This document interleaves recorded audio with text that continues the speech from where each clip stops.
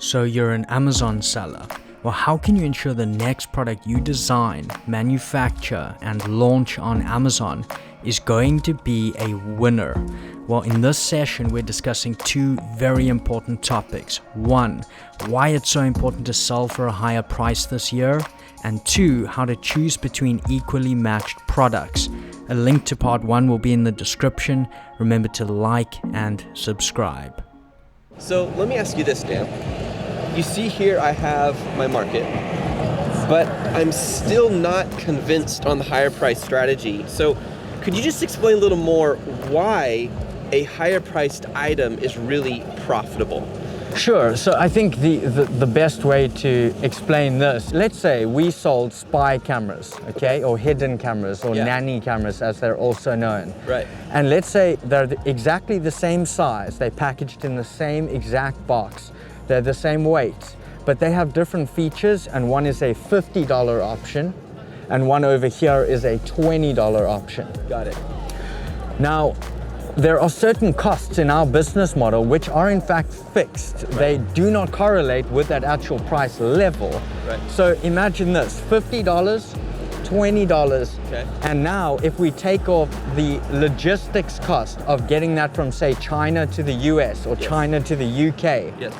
they're the same size. So let's say it's $2 coming off each price. So the shipping is still the same. The international I shipping. always assume a higher cost product is going to cost more to ship. No. But that doesn't make sense. No. Because if it's the same size and weight, it's going to be the same shipping cost. Yeah, so we take $2 off each price. Okay. Then you've also got, for example, Amazon FBA fulfillment fees. Right. Now, FBA fulfillment fees, again, are based on size, not price.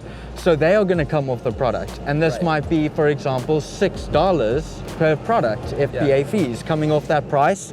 And lastly, remember, we're doing spy cameras. Right. So these, whether it's a $50 or $20 product, they're aiming to convert on the same keywords. Okay. And so they're going to bid, they're going to advertise on the same exact keywords, meaning the cost per click is probably still the same for them, right? If they're both bidding on NannyCam. Yeah, because the keyword has nothing to do with the price of the product. It just has to do with how competitive or how many people are trying to bid on it. Exactly. So let's say a $1 cost per click comes Right. off that as well.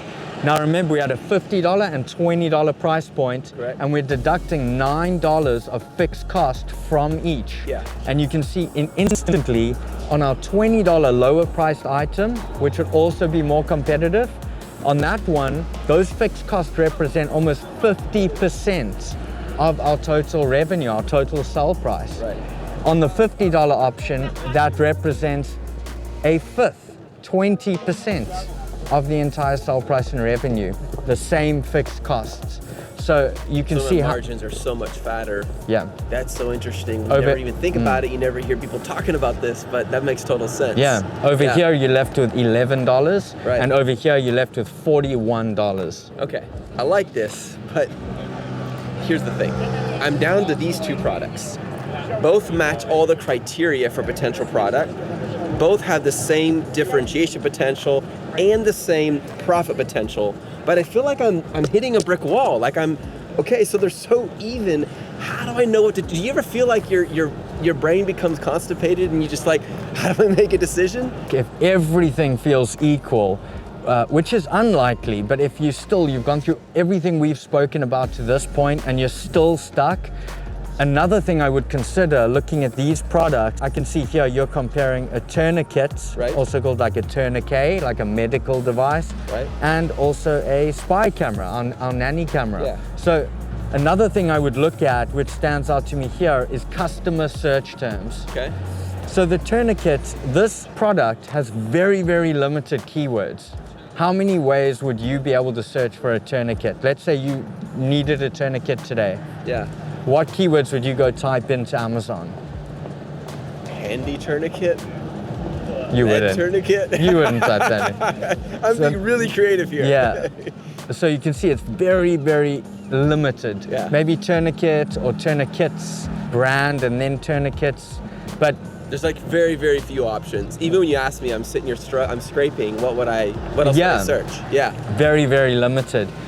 On the NannyCam side, I've even used multiple words to describe it today, but Yeah. you have nanny Without even cam, thinking about it, you did it. Yeah. hidden camera, Right. spy camera. Security. Yes, exactly. There's so many. And then you have all different versions like spy pen or spy plug or spy There's a clock different or the camera could go and be embedded in a different kind of product. Yeah. I yeah.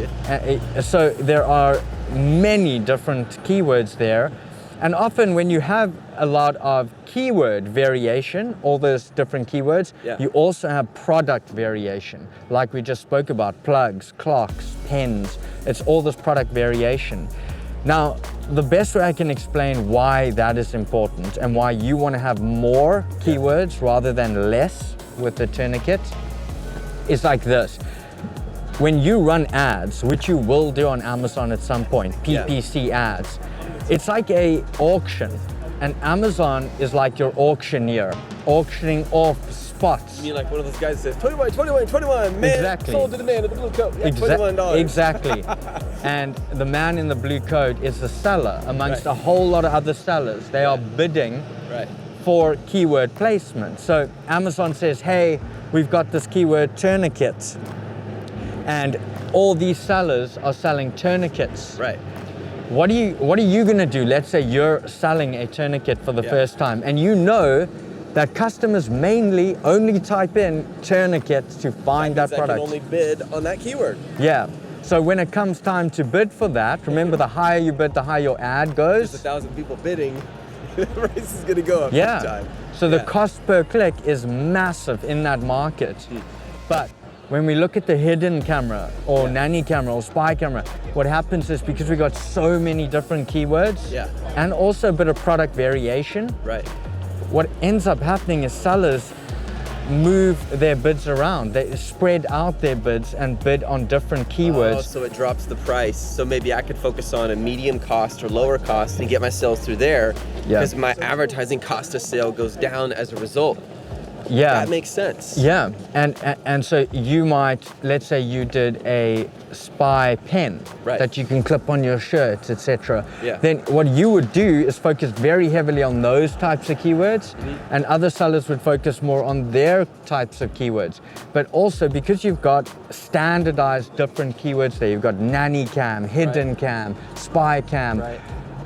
Sellers bid a little bit less on all of them because it's not so important to show up on that one that has all the And that traffic. gives me all these different niches. I can focus on the nanny version, or I can focus on the hidden version. Yeah. It's like it gives me more niches where I can carve out my own. The riches are in the niches. Yeah, and you've got enough customer traffic on all these different keywords Yeah. to justify spreading the bids out a bit. It's not really all on one. Yeah, this is really good. This is so freaking motivating because you're giving me specific things I can do. I can immediately apply. I can make money, and that money can create freedom.